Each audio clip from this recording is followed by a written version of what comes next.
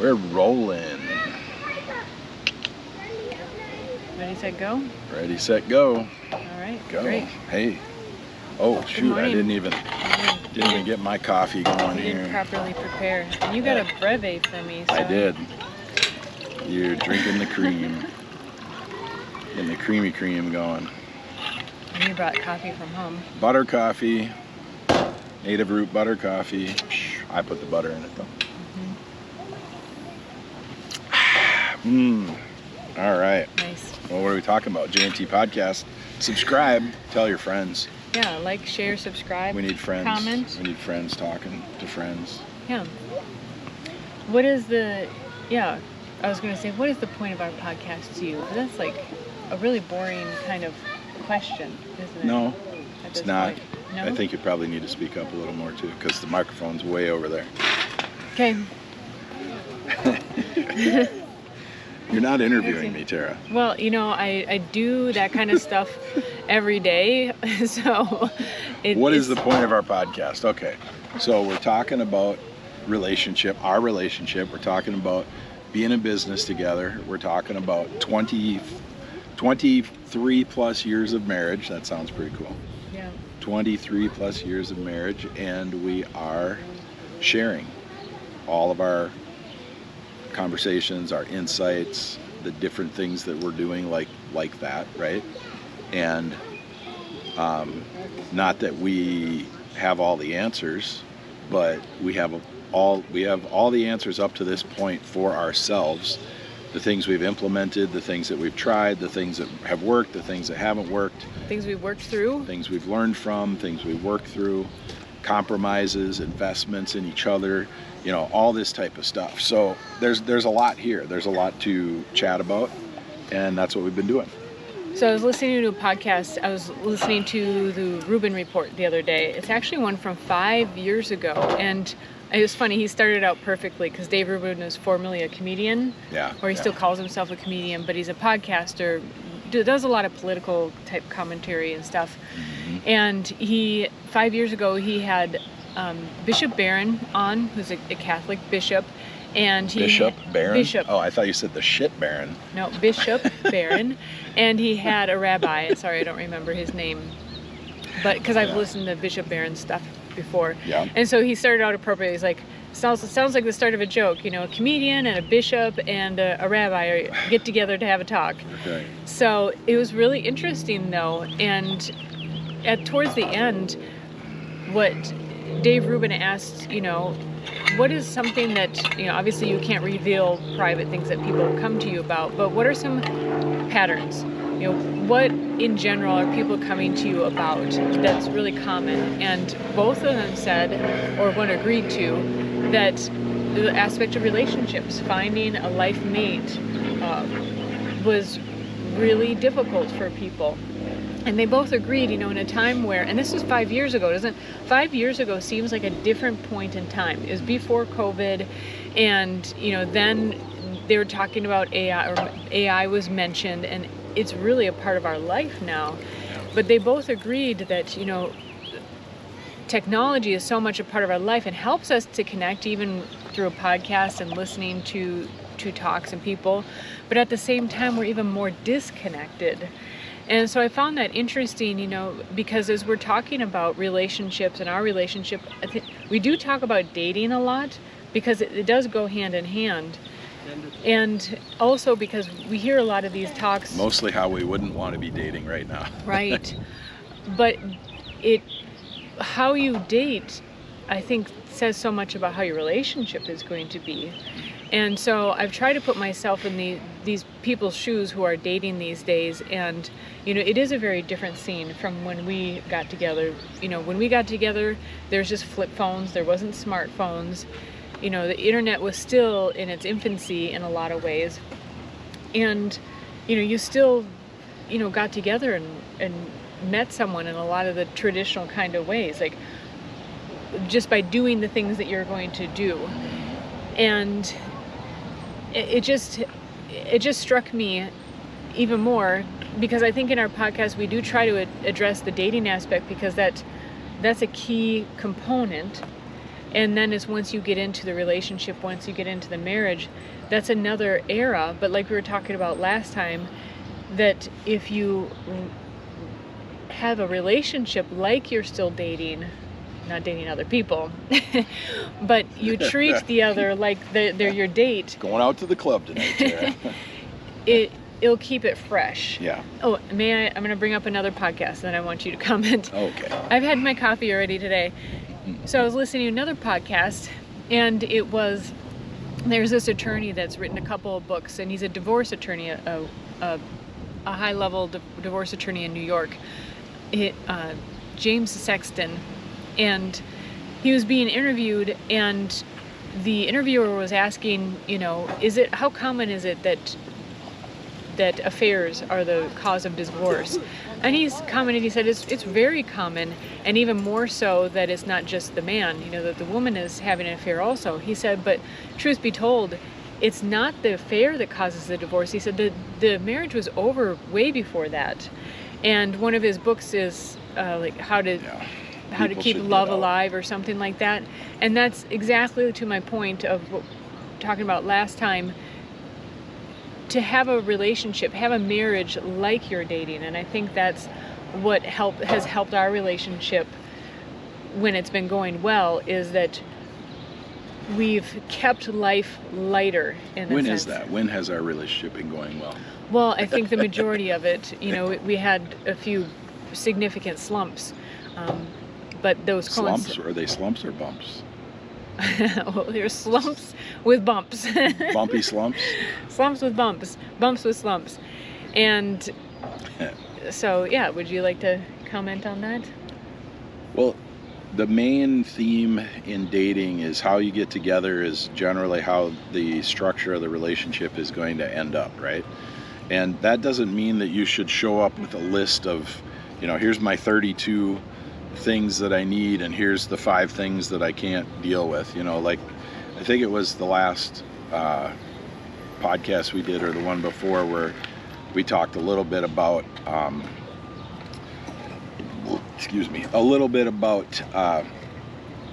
not overdoing it in the dating realm, right? Like you and I, we didn't hit it hard physically when we first got together. We hit it hard emotionally and intellectually. Why are you?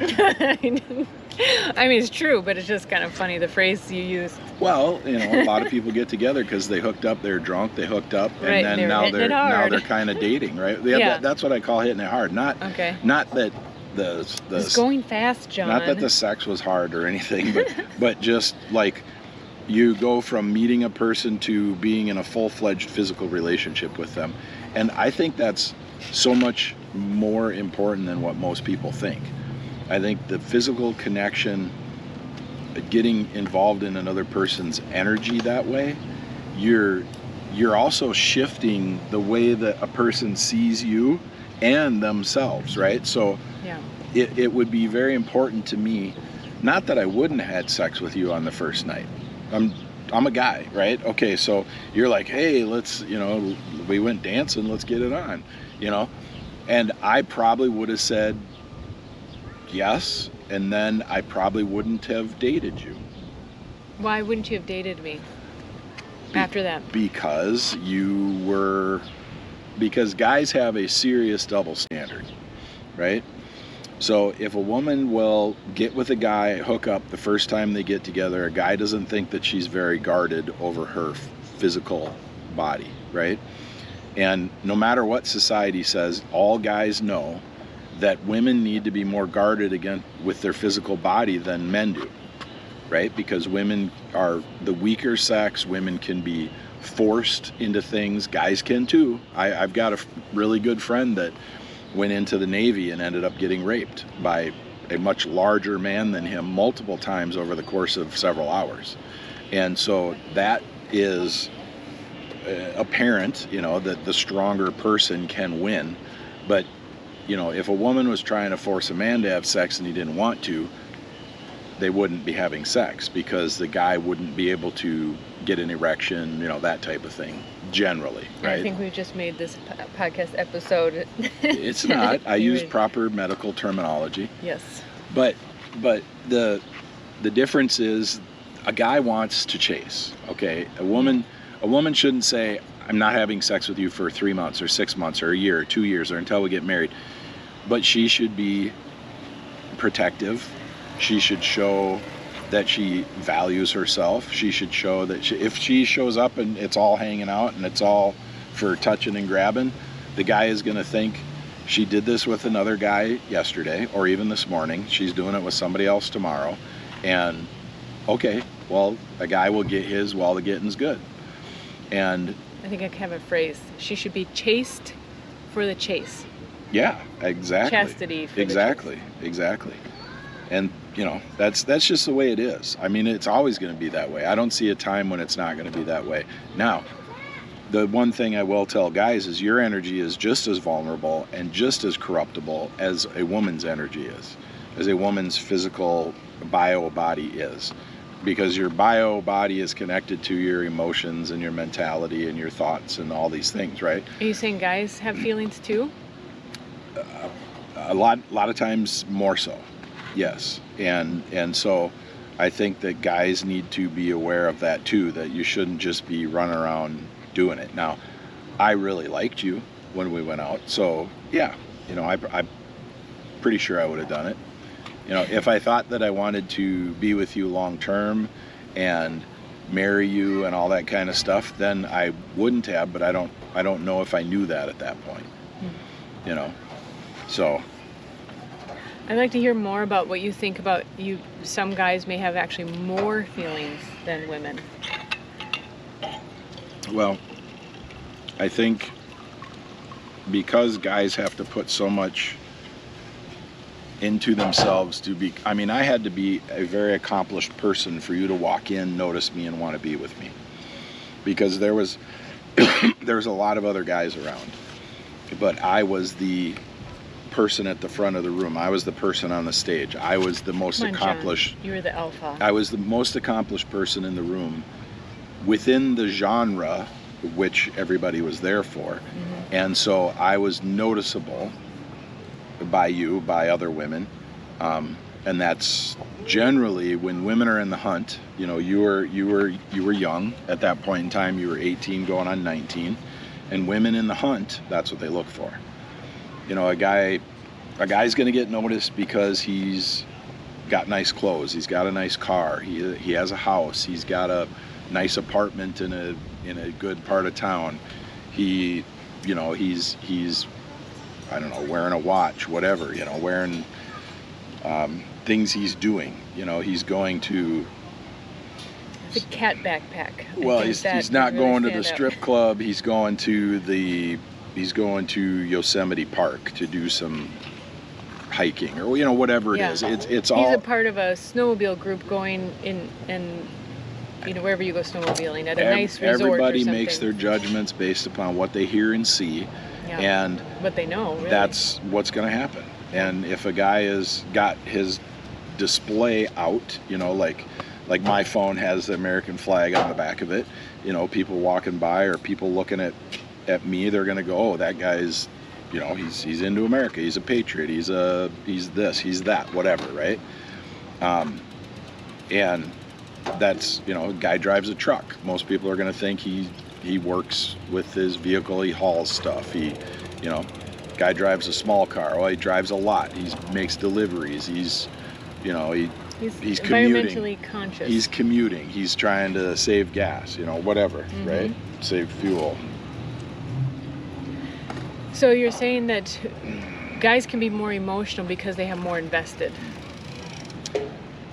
I think that when a guy commits to a woman,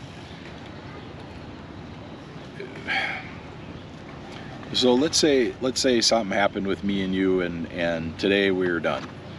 And tomorrow, you went to the health club, and you were like working out, and you were kind of walking around like a single lady, and some guy came up and hit on you.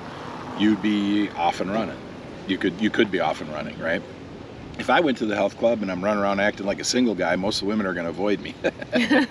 most of them are going to be like. Well, it depends on what kind of single guy you're acting like. I mean, there's different kinds of. Yeah, it's I'm going to have to be clever. I'm going to have to be I'm going to have to be wily a little bit, and I'm going to have to have some poignant, witty phrases in the moment, to I have to get noticed. A guy just looks at a woman and she's noticed, Most of the time it's not the other way around. So, then there's the establishment of, going down the road. Like I said, I was fully established in the context of with which you were at the venue where we met. I was fully established. There was no question. I was the one teaching, so that's what guys have to do, right? And if I was a lot of them they're saying it real blatantly these days on podcasts and stuff where, a billionaire walks into a coffee shops and meets his new wife.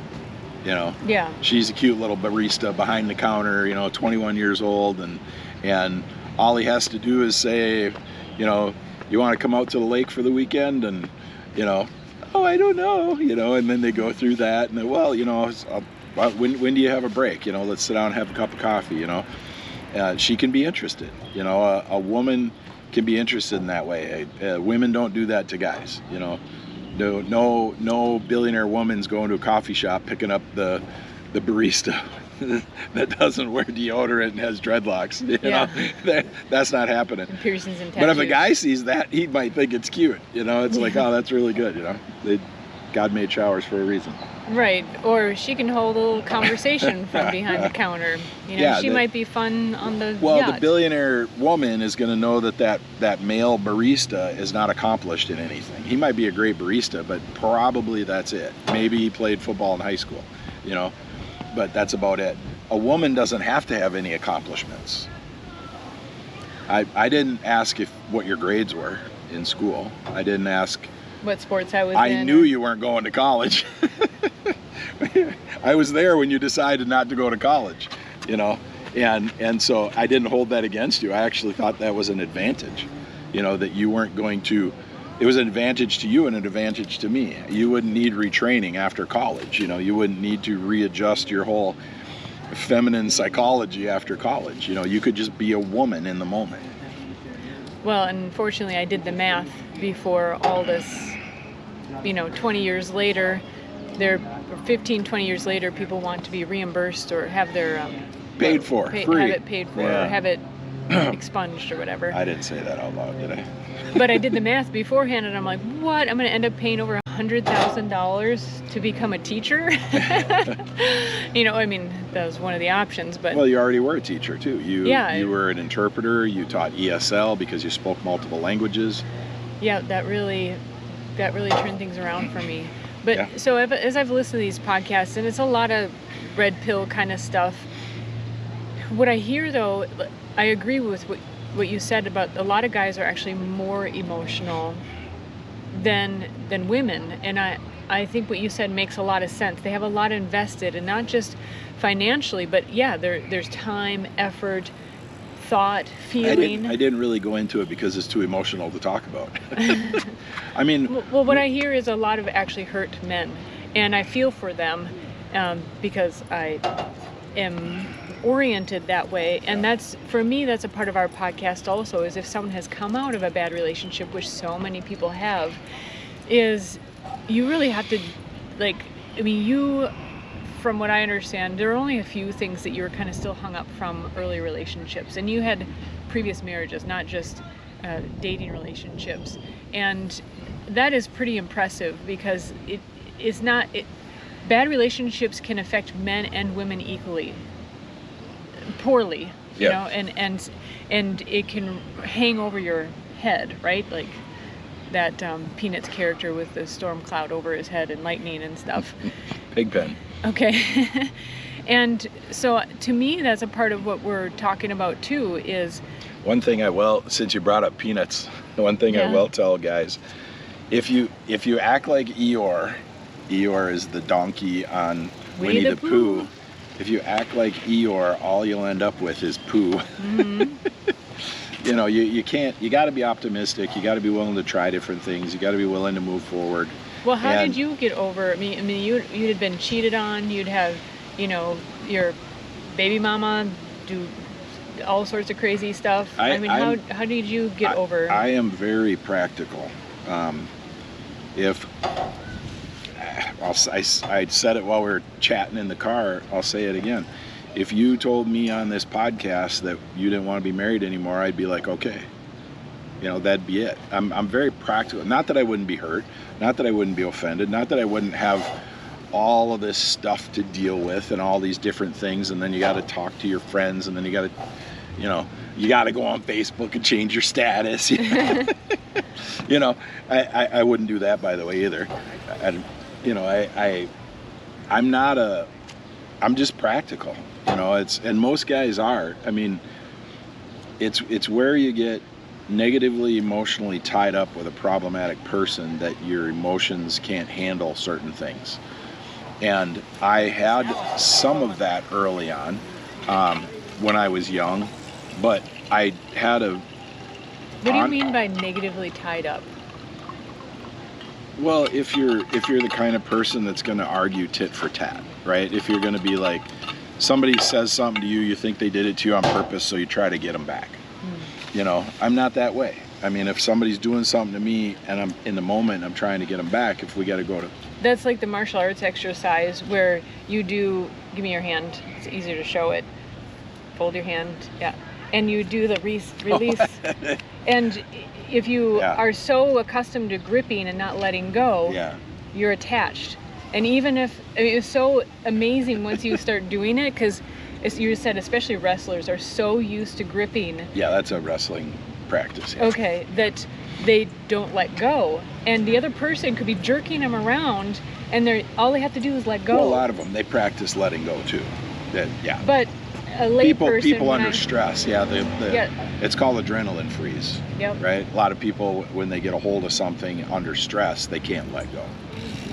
Yeah, so, I mean, that's a physical example, and sometimes that's why I love martial arts is, we reference it often, is because it does actually show you physically in life how these things happen. Well, there's open versus closed. Everything in martial arts is both, right? It's left hand, right foot, left foot, high, low, inside, outside, open, close. Or other left soft, foot and other hard. right foot. Yeah. Once you get past that, What's that drill called? The release? I don't think that has a name. Okay. I don't remember. Someone in the comments let us know if you know the name of that drill. Yeah, grip and release drill. Yeah, that's what we call it. But so to me, when you say that if you're negatively attached, that's the vision that comes to mind as far as a physical representation of that. Well, a lot of this stuff... codependence is kind of, I think... we're not even really explaining it the way other people could understand it per se, because we started this podcast just having our own conversations. We just started recording our conversations. So we're literally sitting here having a talk. You're going, this happens all day long. You're like, hey, John, I watched this podcast. Watch from 42 minutes to 52 minutes, and then let's chat about it. And so then I watch the 10-minute clip, and I'm like, oh, yeah, okay. And then we chat and talk, and we do that all the time. I mean, we used to do it when we were driving in the car. We'd listen to a podcast when it was only audio, when we'd be driving around, and we'd say, I just hit pause and say, what do you think about that? And that's developing your relationship. That's learning your spouse, learning your wife, your husband, your life partner, whatever it is. That was me getting to know you, getting to converse with you about different things, because I don't wait. I'm not waiting for topics to come up in my life to learn how to deal with them, right? That was training between me and you. That's how we met. We met training. You were training, I was teaching, but I trained before the first class you ever saw me in. I trained after the class you saw me in. Some of my training was going to the bar and drinking 2 pitchers of beer. You know what I mean? So that was good training. How many wings can you eat? No wonder your biceps are so big. So, I think people should do that all the time. I think you should have discussions. I don't think it should be, well, what do you think about the president? That's the dumbest conversation in the world. What they've done to society, what they've done to the world in the last 4 years is dumb everybody down to the point of all virtual, no return. I mean, everyone's going to have to unplug, you know, rewind, you know, unplug, learn new things, get out. Here we are. We're out in nature, right? Here we are. Mm-hmm. We're outside. We're doing our podcast out here, and we're living the dream. You know, because we don't have a studio, so. Yeah. So yeah, I mean that's I don't know. Make sure this is still recording. Yeah, the red light's going. Don't want to shut it off. So, I mean that's. So again, the question was, you know, how did you move on from really bad relationships? And you were saying you didn't engage in bad behavior, essentially. No, and the negative stuff. I had there was a couple of incidences. I'm not going to go into them now, but there was an incident where I had to get my son and get out of a situation. He was really little at the time. You know, I had full physical and joint legal custody of him for, you know, his whole life since me and his mother separated, and it was tough. You know, I was 19 years old, and it was tough, and I had a decent support group. I had my parents basically, and just worked. I worked. You know, I just put my nose to the grindstone and worked to make money. You know, a lot of people were saying, because I didn't technically graduate high school. I took my GED and got a score that was in the top 3% of my class, and that was 2 years after I left high school. I didn't go to technical college or regular college, and you know, I've been a millionaire multiple times. Maybe I should have went and took some financial classes. But you know, it's about, to me, it's about work. It's about just pushing aside some of the things that you think you need to think about. You know, a lot of times we think we need to get together with some friends and commiserate, or we need to go out and let loose, you know. I just put my nose to the grindstone and worked. And you have all the generations nowadays are saying, I don't want to live to work, I want to work to live, and I want to blah, blah, blah. Well, you can't start that at you know, 21 when you get out of college. You know, that technically needs to be started when you're 16. You know, tell your kids to get a job, get things rolling at an early age so kids learn what they don't want to do, and then as an adult, you know, put your nose to the grindstone. You're going to meet somebody that is local to you, if you're even looking. You know, some people aren't looking, some people are. You're going to meet someone, you're going to find a quality person. They're not going to be a movie star, they're not going to be a rock star, they're not going to be a model, they're not going to be a bikini team swimsuit model. You know, they're going to be somebody that is in your local environment, and you start talking, you start chatting, and then you make a serious decision to enter into a relationship, if you do, in a responsible manner, and not just hooking up, not just banging it out, you know, just not just emptying the pipes, you know, all that kind of stuff. You know, you do yourself more harm when you do that, because you'll end up in relationships you don't want to be in. You know, well, and you build up the baggage. Yeah, well, and the emotional baggage and the energetic baggage, the things that most people aren't thinking about until they're in their 40s and 50s, and they're like, man, I really generated a whole bunch of crap for myself, and now I got all this crap to think about, and I don't, there's a kid down there doing TikTok dances, put his phone on the ground. And we're doing a podcast, he's doing TikTok. But yeah, and you should have fun. You like I see a kid in the park doing TikTok dances. I think that's neat. He's doing something. He got out. He's doing it. He's, I don't think that he's wasting his time. I don't think he's ruining his mind.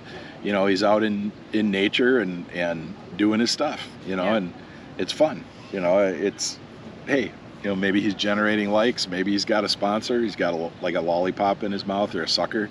Maybe he's got a sucker sponsor. he's making money already. That would have been me. At 12 years old, I was shoveling driveways and mowing lawns. If TikTok was around by now, I'd probably be a billionaire. Mm-hmm. So yeah, I don't think there's a real prescription other than you're going to be who you are. And until you decide you don't want to be that way anymore, you don't want to be that person anymore, and then you will change. Every human being has the ability to change, the capacity to change, and all they need is the will to change. Yeah. It's actually that simple. I have another question for you. Yep. So I was watching a short the other day, and it's one of these channels that we've, watched and listened, what's going on out there. And the guy was commenting that how atrocious it, or what happens when women just sleep around is that they can't pair bond, right? And it's just Just so you guys know, we're filming. You're on camera now. It's my mom and dad are here. You guys, you didn't even get us any ice cream. No, you don't have to move. It's just we wanted to let you know. I just wanted you to know. Thank you. Because it's going to go online, so. Pick a place. We'll be on YouTube. There you go. Yeah. Thank you. Yep. So I was watching a short the other day, and this guy it was a quick short, just commenting that, women who sleep around, who have a lot of partners, the more partners you have, the harder it is to pair bond. And that's scientifically backed up. Chemically, yeah, yes. And we've talked about that before, so I believe it's true. However, on this the channel, oxytocin chemical goes down in women that sleep around. It because they makes sense. can't afford to be attached. Yeah. So, but at the same time, on this channel, they also promote hooking up, getting with just spinning plates and being with as many women as you can while you're dating, and really a lot of it's about not having long-term relationships. Yes and no. However, it's like talking about both sides of your mouth, right? It's like they promote getting with any woman that you can who will let you, and also saying, but she won't be able to pair bond. Shame on her for sleeping around. And that just I know it bothers you because guys play, right? Guys will play up I know it's the truth, and I know that they're doing a business. Yeah. And so my commentary, so I'd appreciate hearing your commentary, is like, I think it's hard for women to protect their virtue.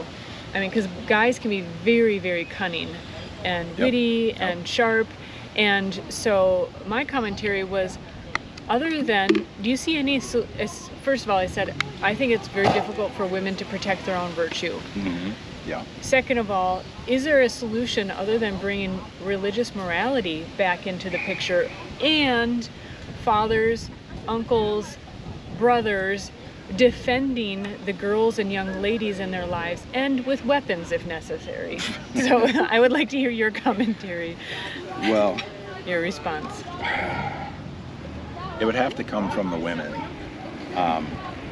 It has to come from the women. I would say that the process of being courted or manipulated, or it happens in the woman's mind too, because the woman thinks that she's going to get something out of the relationship. And if it goes physical very quickly, if that's what she wants, that's what she's going to get, right? That's because she went for it.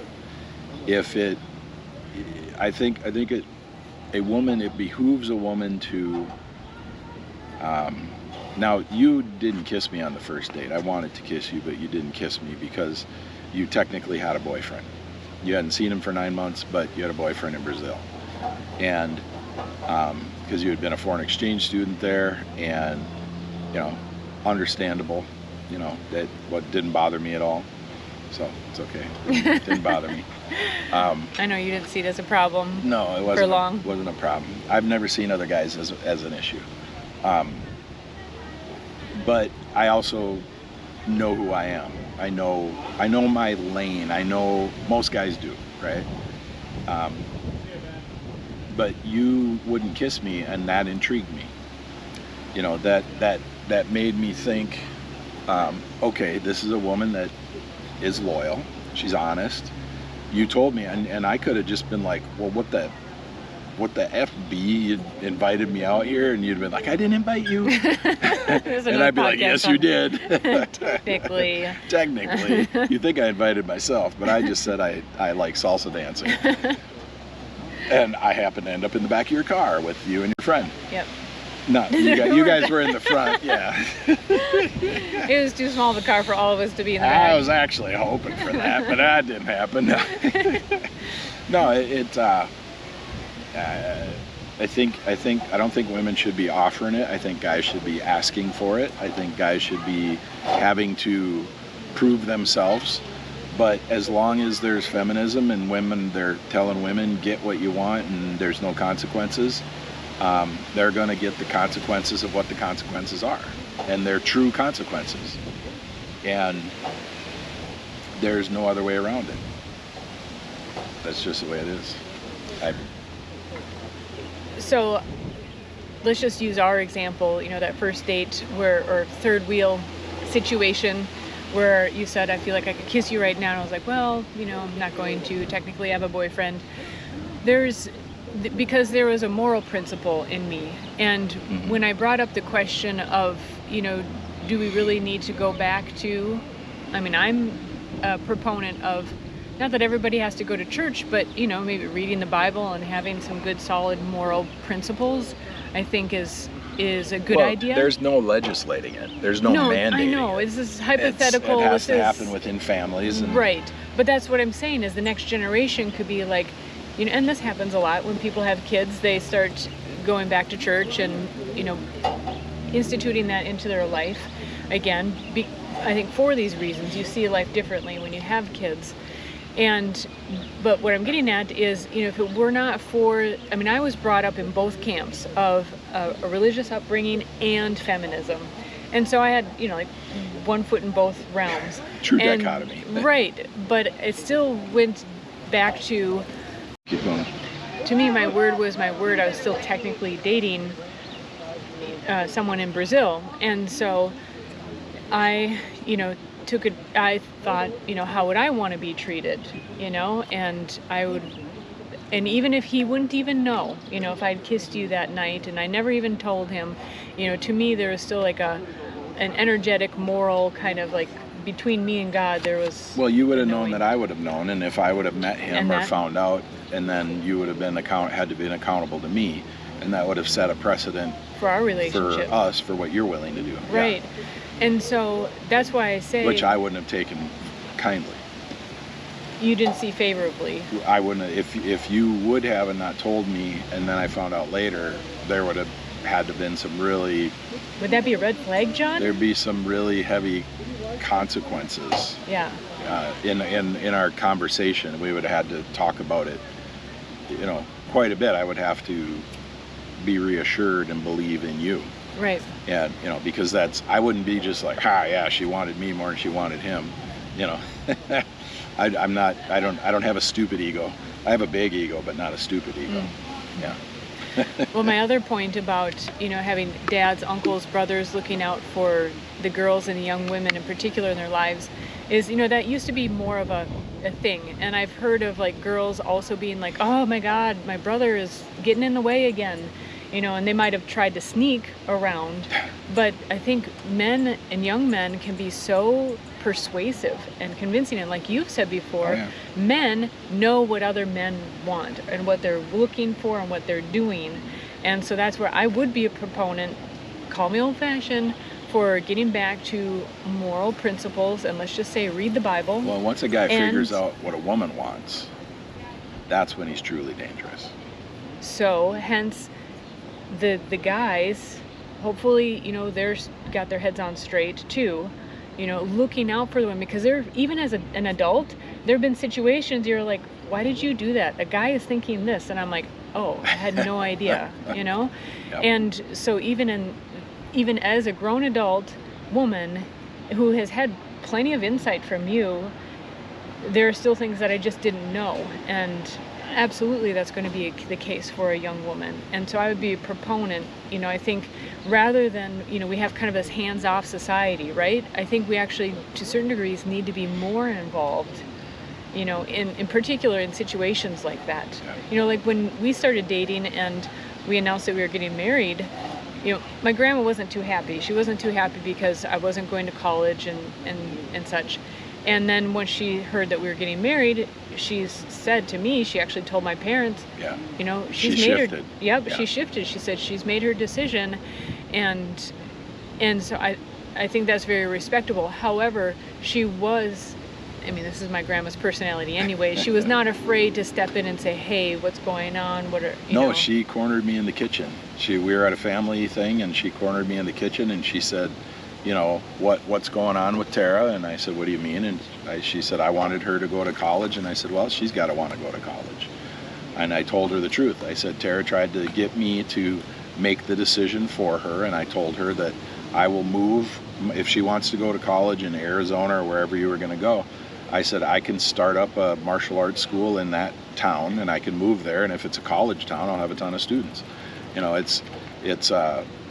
But then Tara made the decision on her own that she didn't want to spend the money because she wasn't going to have help from her parents, and she didn't want to get loans and that kind of stuff, and she didn't want to have that debt hanging over her head.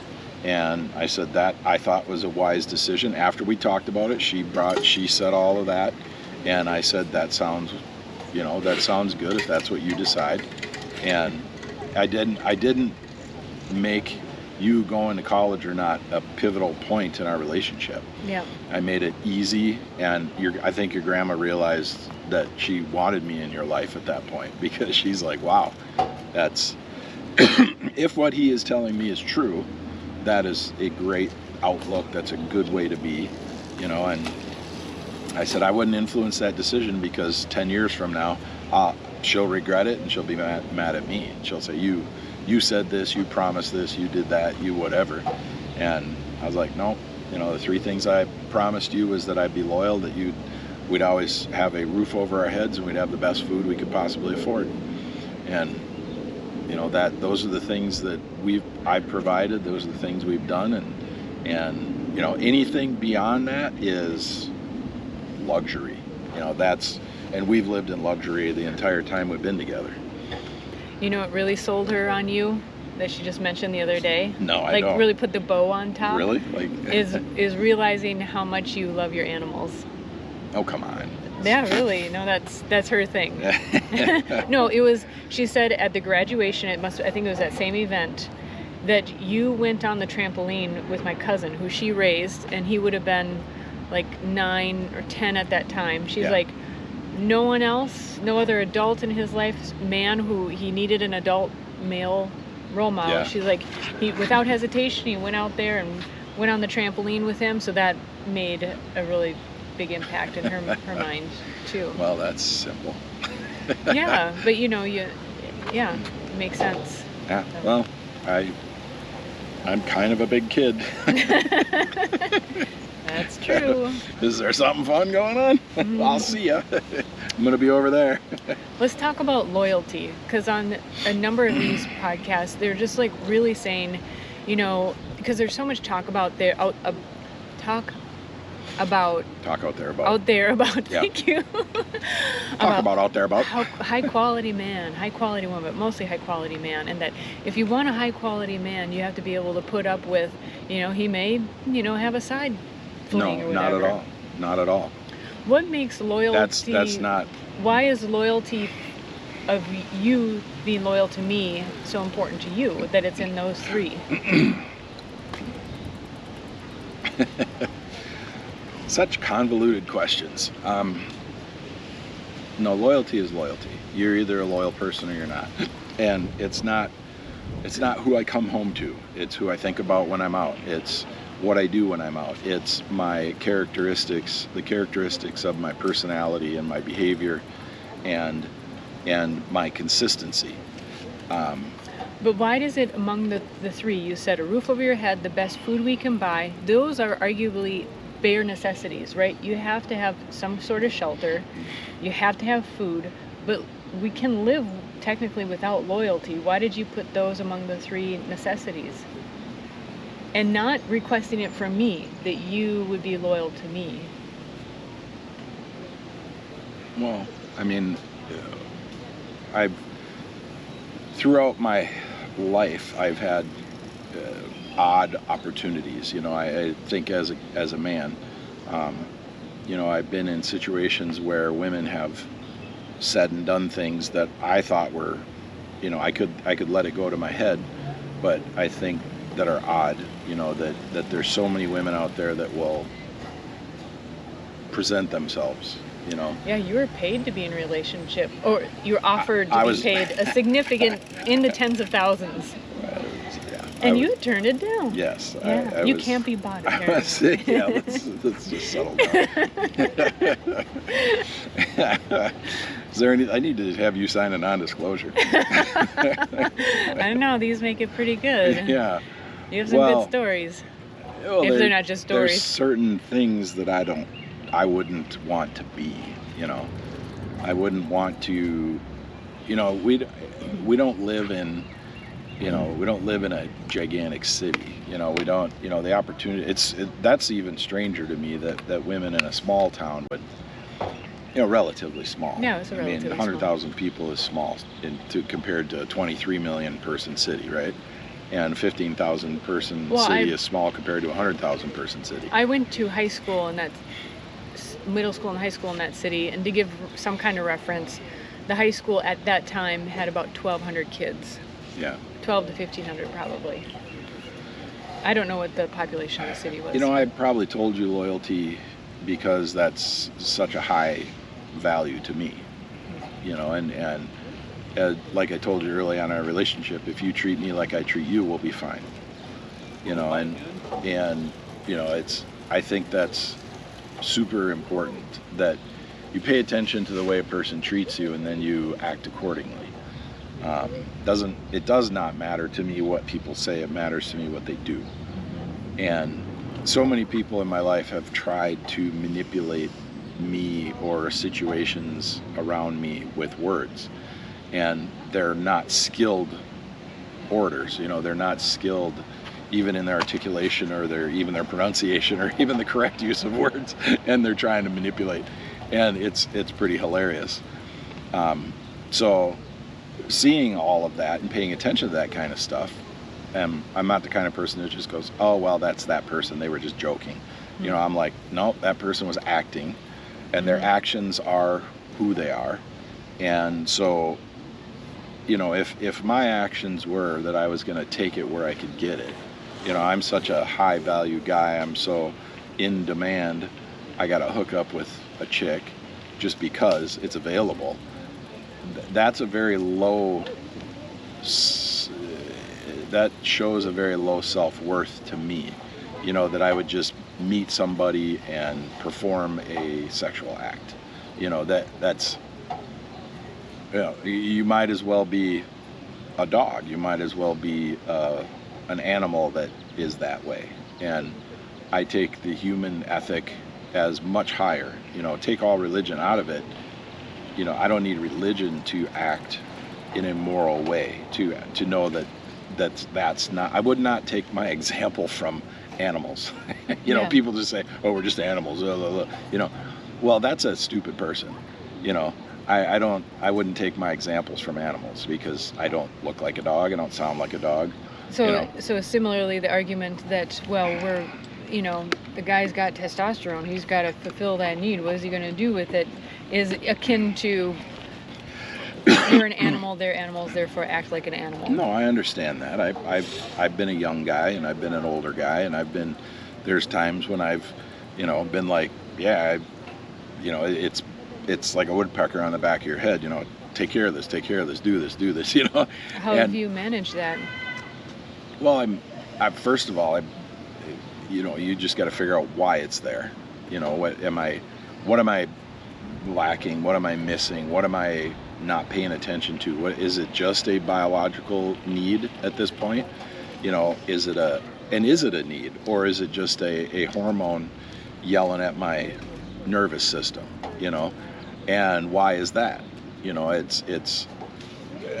There's no biological need for sex.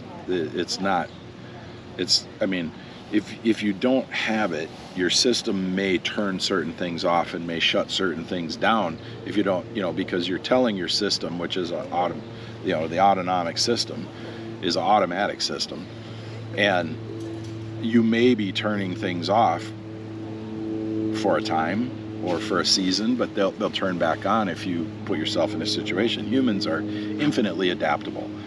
Humans can run down animals because we have sweat glands. A lot of animals don't. They perspire through their mouth, or they, and that type of thing. And so they can't do what humans can do. So we're completely different in that respect.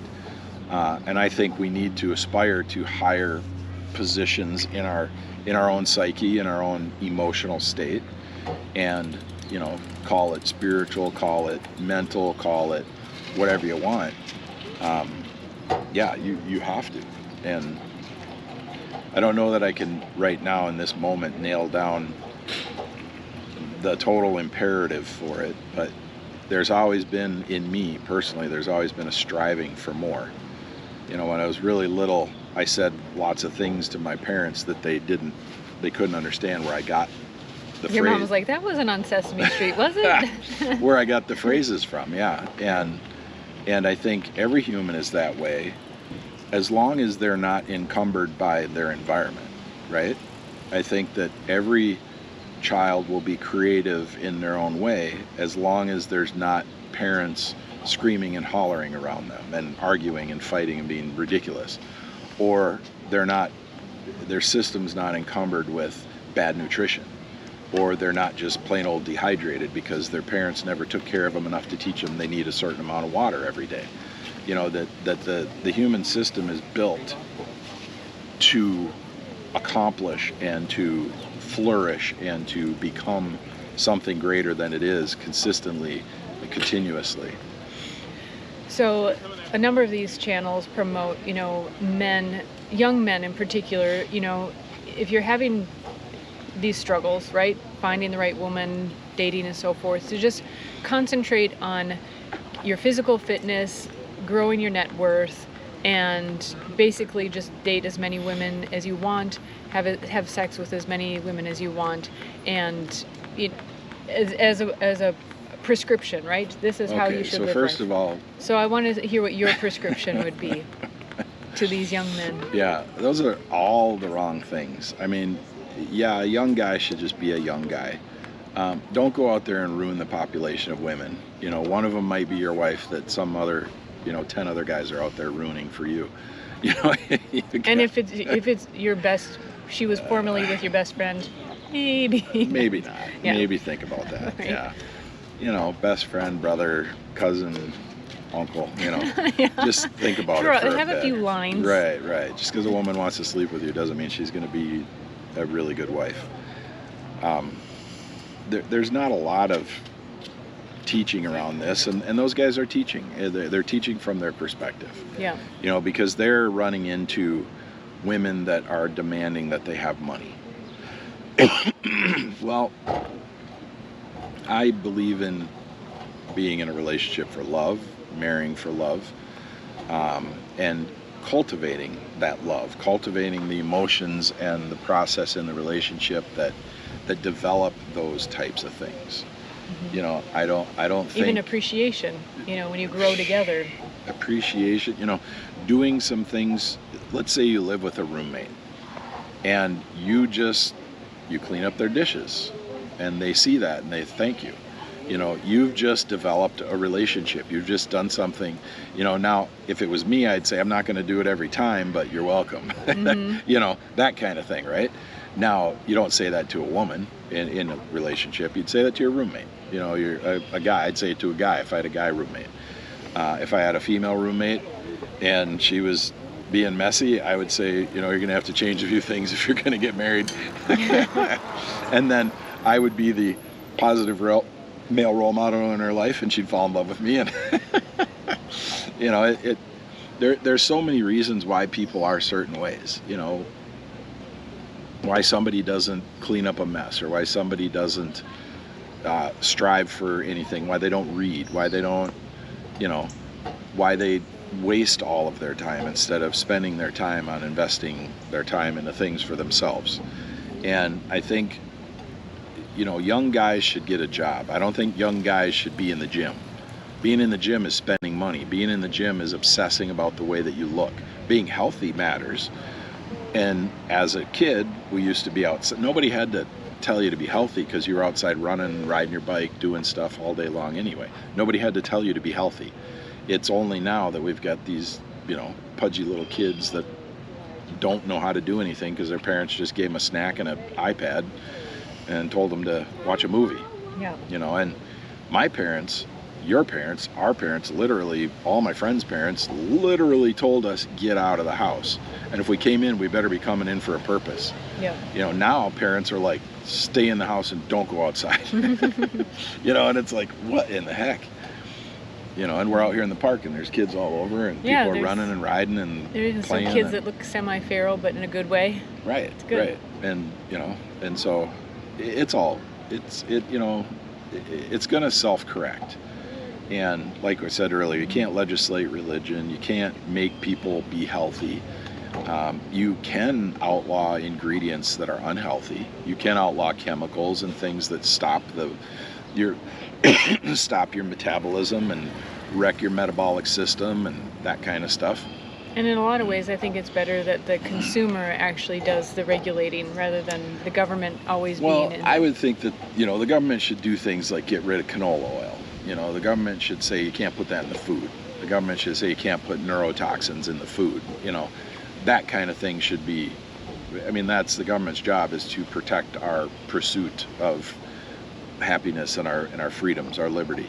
But, and if I was in Congress, that's what I wouldn't be pushing for any budgets for anything. I'd be pushing to make sure that everything is healthy for our citizens, and so that they can grow up and be healthy and be productive. So yeah, I don't know. We can write down some lists of things for later podcasts that we could talk about as to why, but I don't know if I answered your question. What would be your prescription to young men, how to develop themselves if they want? Get a job. Just get a job. Get a job. Don't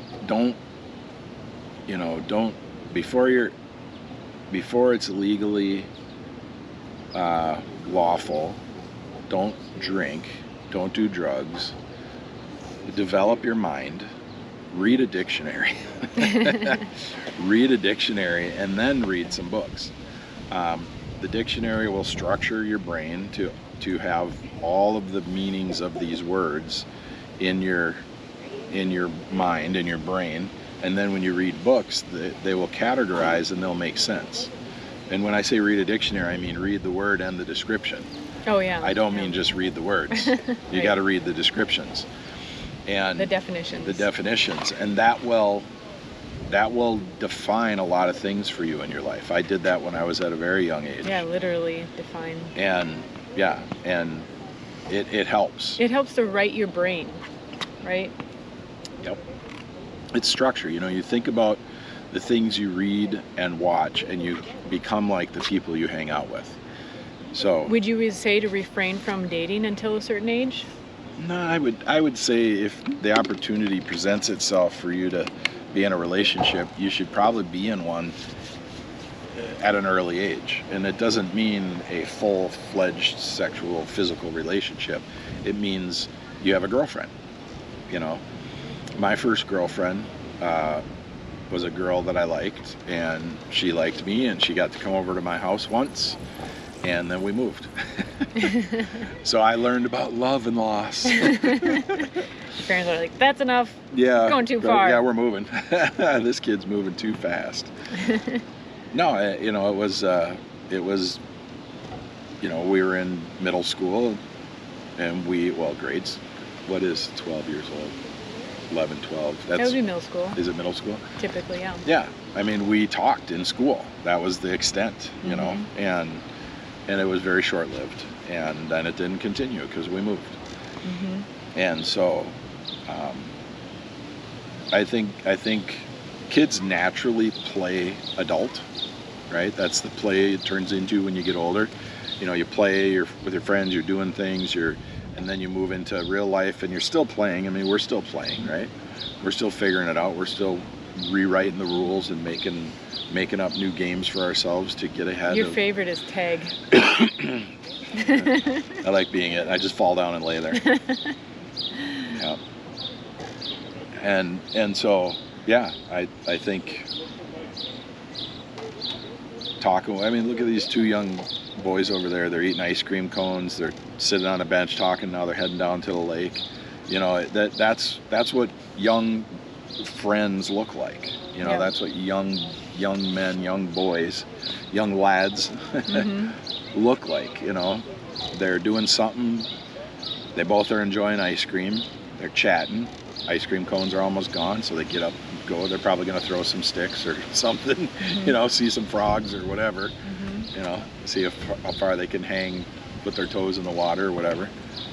And, and that's good, wholesome fun. Neither one of them had phones. If they do, they're in their pockets. They weren't looking at their phones. They're just talking. That's so important. So look at this little girl. She's got an Apple Watch on. Her parents can track her. Yeah. I think it's a tracking watch, not an Apple Watch, but it looks pretty big. It might be like one of their old Apple Watches. Could be. Yeah. They can use walkie-talkie mode. Get back over here. Mom, you're making my wrist talk. Well, I think that was really good. I know it seems like I'm being the interviewer, but honestly, I think there are a lot of people, I think of young men in particular that, need some more actually well-rounded and sound advice in contrast to all this hype. And I mean, it really is hype. And I think you have terrific advice. And, our marriage, I think, is proof of that. Because you've helped rein things in. Because you are, quote, that alpha guy, but you're not, but you're a well-balanced alpha guy and someone who's, continually learning and growing, and I think a terrific example. And I think if, I think I have an environmental outcome, right? I have our relationship, our family, our home, our relatives, to me, is an environment. I don't have my best interests at heart. I have the environmental best interests at heart. And I learned that a long time ago by being told multiple times over and over and over again to know your environment. You need to have environmental awareness. You need to know your environment. You can't just go somewhere and then be like, oh man, all of a sudden I was in gang territory and I got shot. You got to pay attention. Yeah. And there was a book I read when I was a kid. I think one of the only fiction books, but it was based on a true story. Run Baby Run, and it was a book about gangs, and I think the main character's name was Nikki or something like that. We should look that up. But knowing your environment applies to everything, whether we're in a relationship, whether we're at a relative's house, whether we're in business, whether we're at an event, whether we're on the internet, whether we're making a podcast, whether, no matter what it is, environmental consequences matter, right? If we had sat down here and this was a road and cars were driving by 10 feet away from us, the audio would be terrible on our podcast. But here we got families riding by and you hear a little few voices in the background. Not a big deal. Or something simple, we're on a bike trail, but it's also a walking path. Yeah. And when you're walking, you also have to be aware there's bikes around. Yeah. I mean, something so basic as that. Yeah. Yeah. Or maybe you're walking, it's not a hiking trail, it's actually a mountain biking trail. Watch out, because the mountain bikers are going to really be Right. ticked off. Right. That's true. And you'll be in danger. Yeah. So yeah, well, the moral of the story is understand your environment, make sure you know the people you're around. Think about your future, but don't obsess about it. Live in the moment, but remember that the decisions you make in the moment are going to affect your future. Yeah. And you know, do everything with a good purpose in mind, and everything should be okay. Doesn't mean you're going to be a billionaire. Doesn't mean you're going to have a hot model wife, or a Just might have GQ to model husband. Settle for the girl next door. Just all right, Jon and Tara. All right. Boo. Bye. Bye bye. Are there bikes up there parked there?